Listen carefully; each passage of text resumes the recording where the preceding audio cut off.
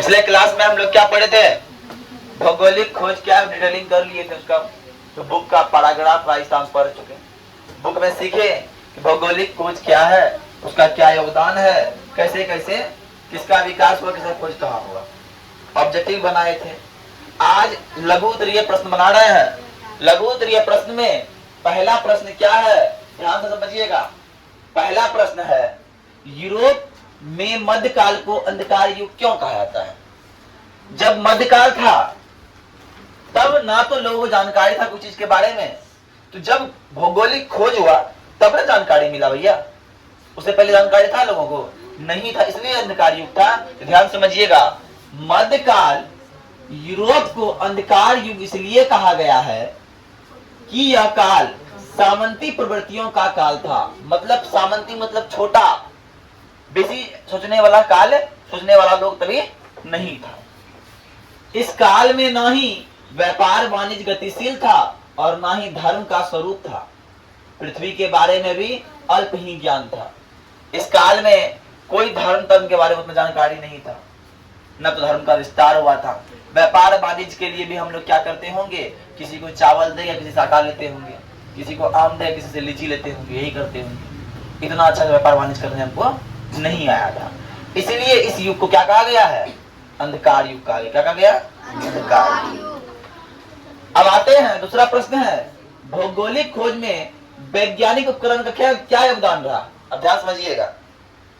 अब भौगोलिक खोज करने जा निकल रहा है, वास्को डी गामा, कोलंबस निकल रहा है, तो वो किस पे चढ़ के जाएगा? वो नाव पे चढ़ के जाएगा, जाएगा नहीं जाएगा? अब दिशा के लिए दिशा सूचक यंत्र रखेगा, दूरबीन रखेगा, दूर से कोई टापू दिख जाए, हम वहां उतरेंगे, है कि नहीं? अब देखिए, इस काल में हुए नए नए वैज्ञानिक उपकरणों का आविष्कारों ने समुद्री यात्री अर्थात भौगोलिक खोज को आसान कर दिया। जैसे दिशा सूचक यंत्र, दूरबीन, मानचित्र के सुधार एवं नई किस्म के हल्के तेज जहाज, जिसका नाम क्या था? केरावल, ने भौगोलिक खोज क्या कर दिया? आसान कर दिया। अब मतलब इसका योगदान क्या रहा? अगर ये उपकरण आई तो हमारे लिए भौगोलिक खोज करना, समुद्री यात्रा करना क्या हो गया? और भी आसान हो गया, है ना? अब तीसरा प्रश्न क्या है? तीसरा प्रश्न है, भौगोलिक खोज ने व्यापार वाणिज्य को किस प्रकार प्रभावित किया? अब बात समझना, बात हमको बढ़ाना है व्यापार, हमको अपना बढ़ाना है व्यापार, इसलिए करना होगा हमको प्रचार, है क्या? प्रचार हम क्यों करते हैं? हो सकता है कि आज जिन बच्चों तक हमारा संपर्क वही जान रहा है, उसका भाई बहन जानेगा, और उसका भाई बहन के अलावा भी हमको लोग को जनाना है, इसके लिए करना होगा प्रचार। प्रचार करने के क्या होगा? क्षेत्रों का विकास करना होगा, क्षेत्र पर अधिक क्षेत्र जाना होगा, है कि ना? तो वही यहाँ हुआ है। भौगोलिक खोज के फलस्वरूप क्या हुआ? नए नए देश की खोज हुई, और जब नए नए देश की खोज होगी तो व्यापार के लिए क्षेत्र बढ़ा और व्यापार वाणिज्य का विस्तार हुआ। जब क्षेत्र बढ़ेगा तो विस्तार होगा, बेसी लोगों तक पहुंचेगा, और बेसी लोगों तक पहुंचेगा। इसी क्रम में मुद्रा का भी विकास हुआ था। अतः भौगोलिक खोज ने व्यापार वाणिज्य पर प्रभाव डाला। क्या? अब चौथा प्रश्न है, भौगोलिक खोज ने किस प्रकार भ्रांतियों को तोड़ा? भ्रांति, बहुत सारा भ्रांति था। पहले था बाबू पृथ्वी के अंत में जाने पे अनंत में जाके विलीन होकर मर जाएंगे, लेकिन बात चला नहीं, पृथ्वी के उस पार भी कुछ है। जब समुद्र में जाओगे उतरोगे तो चलते चलते कहीं उस पार पे आपको एक व्यक्ति मिल जाएगा, कोई टापू मिल जाएगा, कोई लोग मिल जाएगा, है कि ना? ये भ्रांति टूटा। तो ध्यान दीजिएगा, भौगोलिक खोजों ने ज्ञान का विस्तार हुआ, जिससे कई प्रकार की भ्रांतियों को तोड़ा। इसके कारण धर्म सुधार आंदोलन हुए, तो पृथ्वी के अनंत में विलीन हो जाने का डर भी समाप्त हुआ। अतः भौगोलिक खोज ने भ्रांतियों को तोड़ा। अब अंत सवाल है, देखिए, भौगोलिक खोज ने किस प्रकार विश्व के मानचित्र को बदला?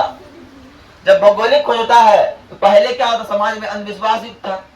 भौगोलिक खोज से पहले समाज क्या था? अंधविश्वास में था कि ऐसा हो सकता है।